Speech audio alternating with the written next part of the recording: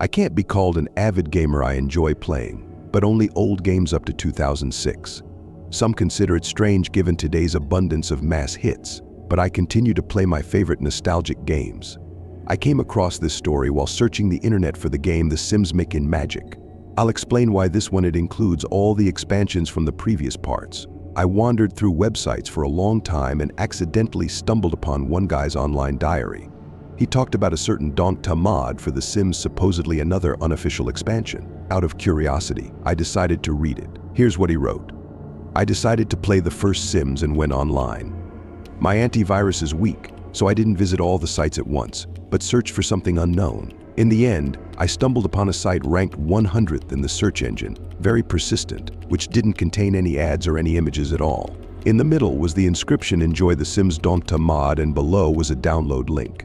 Thinking it over, I clicked. Strangely enough, with a slow internet speed, the file downloaded quickly. It was 1.22 GB. Calculating that from these numbers, you can get a great number 23.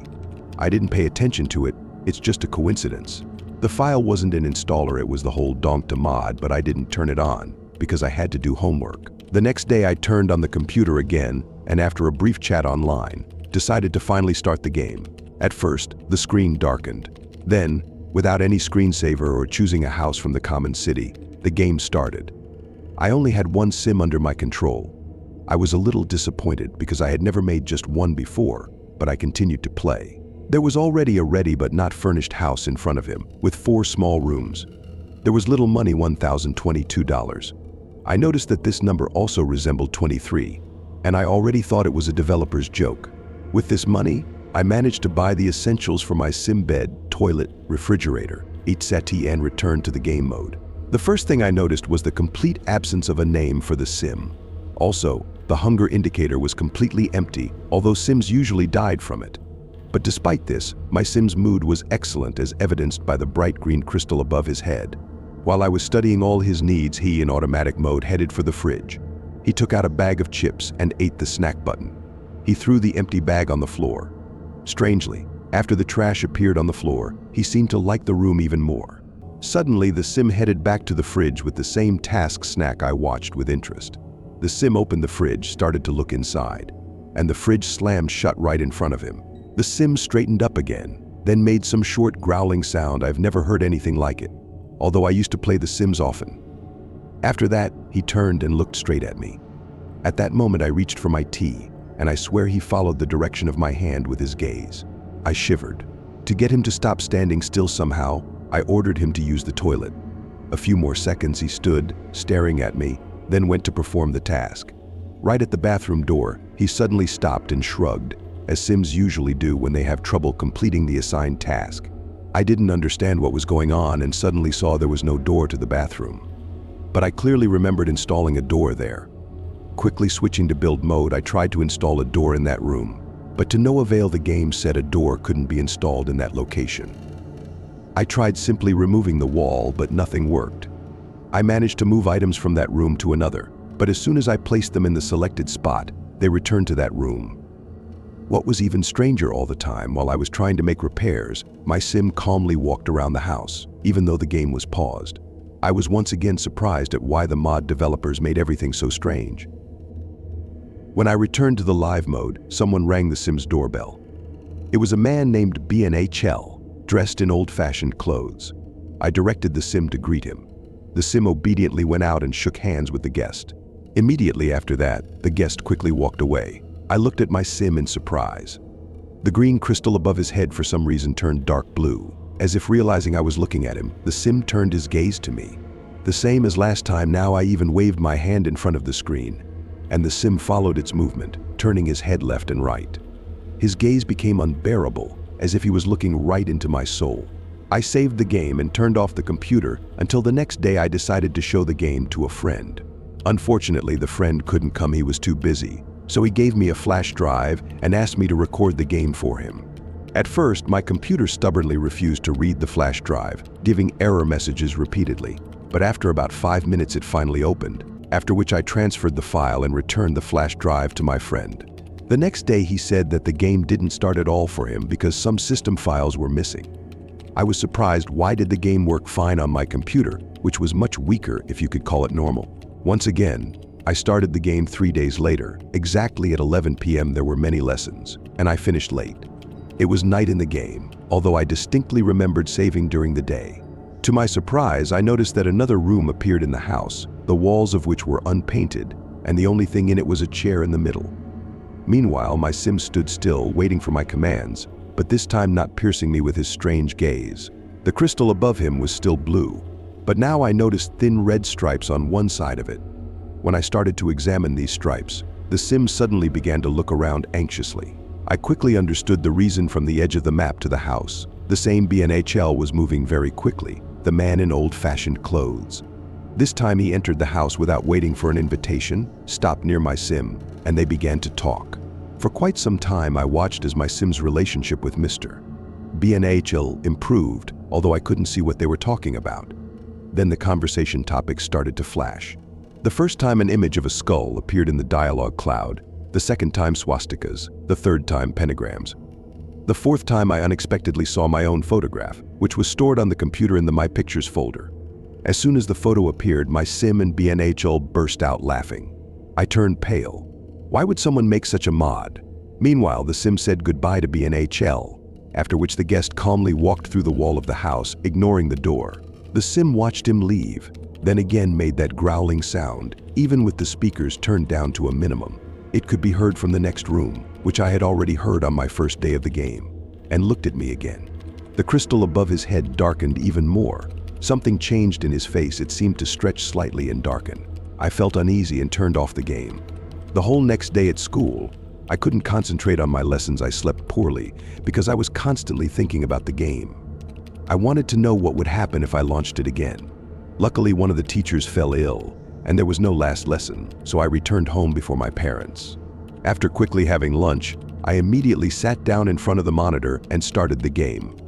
Everything was even more mysterious than yesterday. The first thing that surprised me, I couldn't find my sim. He was nowhere in the house or outside it. I tried clicking on his image to no avail. The only thing I noticed in the house was a strange puddle of dark red color in the room with the chair. I want to note that it was bright in the game, although yesterday I saved it at night. The in-game clock showed the time as 12:40. I looked at the time on my phone, also 12:40. Without much thought, I opened the game statistics. It indicated that 5 days had passed since the sim moved into the house.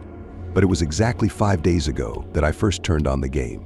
So, did real time pass in it?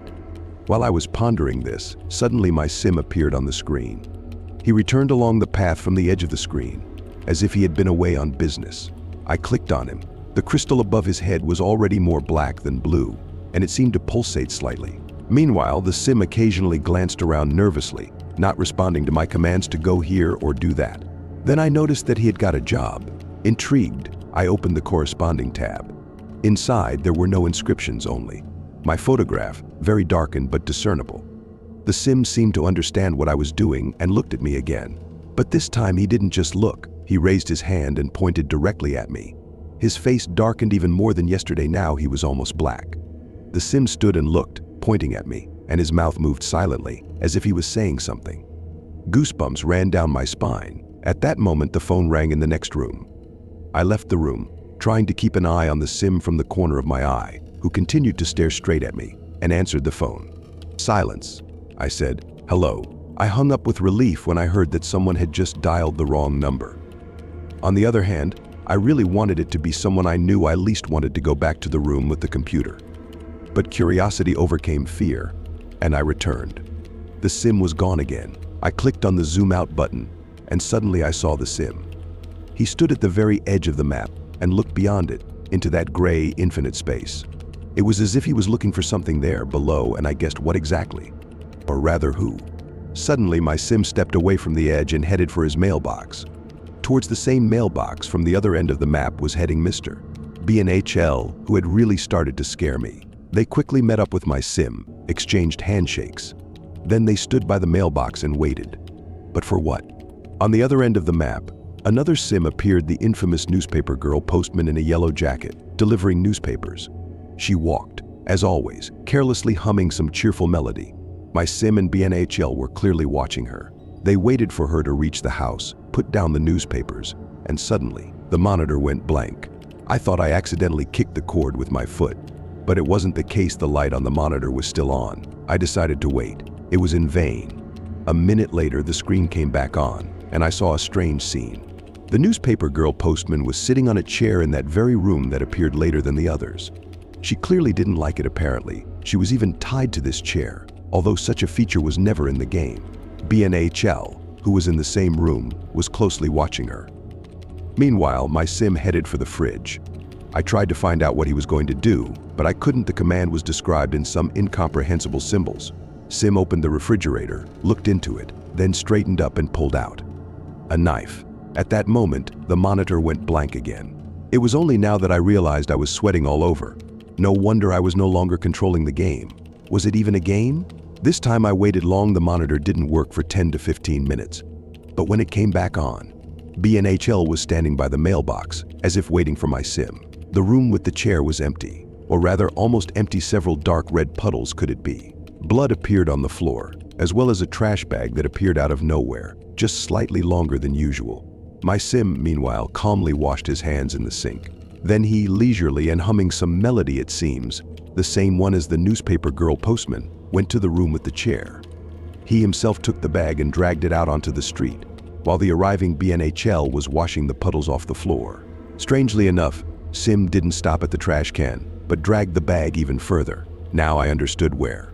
He dragged it to the edge of the map and then dropped it down into the empty space. My head was spinning. Meanwhile, Sim calmly said goodbye to BNHL, who promptly left the house just like last time, and then simply stood in place, waiting for commands. At that moment, my mom entered the room. Without saying a word, she turned off the computer and said that there would be a test soon, and I should prepare for it, not play. I didn't object. Now I didn't want to know what happened to the newspaper girl postman. A week had passed since the last time I launched the game. There was no time, no desire. Even that elementary curiosity disappeared, because of which I used to play the game earlier. I wrote the tests well. The summer holidays began. 3 months of rest, but still I didn't dare to return to the game. When I turned on the computer to listen to music or browse the internet, I tried not to even look at the game icon on the desktop. And then one night I was sitting in the kitchen watching TV. It was late, and the TV volume was minimal, so as not to wake up my parents. Suddenly I heard some noise from my room, but our neighbor was breeding cats, so I didn't pay any attention to the noise. I thought they were just scratching the wall. The noise repeated. I turned off the TV sound completely and listened. Everything was quiet. Just as I was about to turn the sound back on, I heard a groan from my room. It was prolonged, but very close. There was pain in it. I shrank in horror, and suddenly the groan intensified, turning into a low, inhuman scream. The light came on in the hallway. My parents woke up. I still couldn't move from fear.